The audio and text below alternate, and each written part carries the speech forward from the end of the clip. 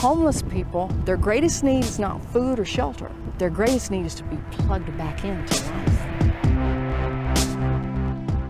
and back into human beings, because they've been unplugged from their family, unplugged from their job, unplugged from their world as they knew it, and they feel like freaks. And so what we try to do here at Good Sam is plug them back in to a normal life. An hour before sunrise, beneath the yellow glare of street lights, men and women arranged the humble inventory of books, old electronics, and abandoned toys. It's a simple job, but working at the Good Sam thrift store means a lot to these people. Most importantly, it means that tonight they'll get a shower, a hot meal, and a roof over their heads.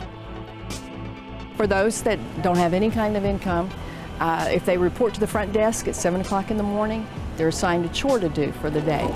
They're showing that they're putting forth effort, that they're trying to cooperate, that they're trying to be part of community, and that they can stay as long as they need to stay.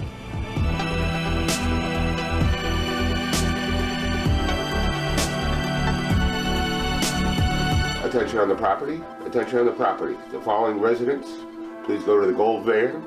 Carol Murphy is the executive director of the Good Sam Rescue Mission in Corpus Christi, Texas. They can check in 24/7. We're open around the clock. They don't have to go through a caseworker. All they got to do is just show up. First thing is, welcome to Good Sam. Could you take your shoes and socks off, please, and empty your pockets. Let us go through your backpack.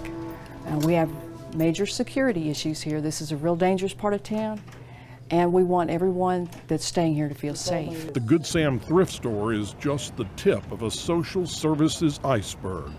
There's the main dormitory, the labor force, the coffee shop, and the chapel, each run by homeless people for homeless people.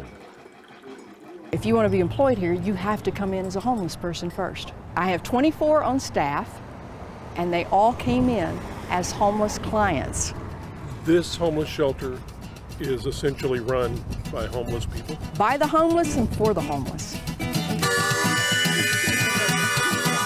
When a community volunteer, many times if they are working a front desk and receiving people, they're either afraid of them and repulsed by them, or they talk down to them. But that doesn't happen here. No, that doesn't happen here. At Good Sam, the Coastal Bend's chronically homeless find more than a soup kitchen. A behind-the-scenes tour at Good Sam reveals an impeccably clean, organized operation, staffed and used by people working on a second, third, or even fourth chance at life. Richard just got his 9th 100 from the health department. 100? 100, 9 in a row. You find me a restaurant that has that kind of score.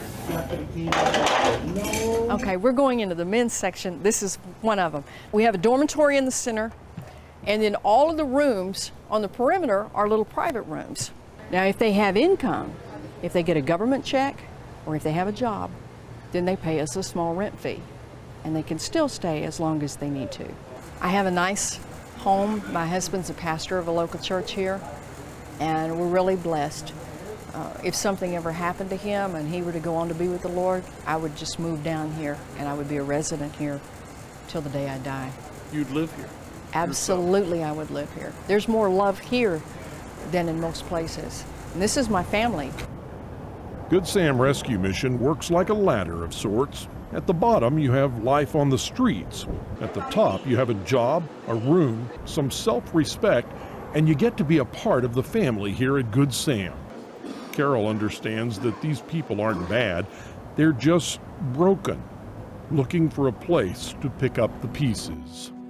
What we try to do is take the pressure off of them. They've already been under great pressure on the street for just physical security. They have to do their work for bed, they have to do their chore, but we don't want to put added pressure on them because they're already traumatized.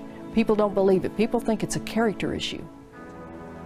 But they just need to walk a mile in their shoes. And they may find out that it's not a character issue at all. It's a trauma issue. The longer that you're out of work, the less likely you are to find work. And So there are lots of folks that have gotten permanent jobs by working through here. Somebody really liked them. There are others that work on the labor force and they get their self-confidence back up. Homeless that come in have lost all sense of self-esteem. Some of them just need a couple of weeks just to rest and get their head screwed back on. This is my family, and I love them. I would die for them. I was born to do this, Bob.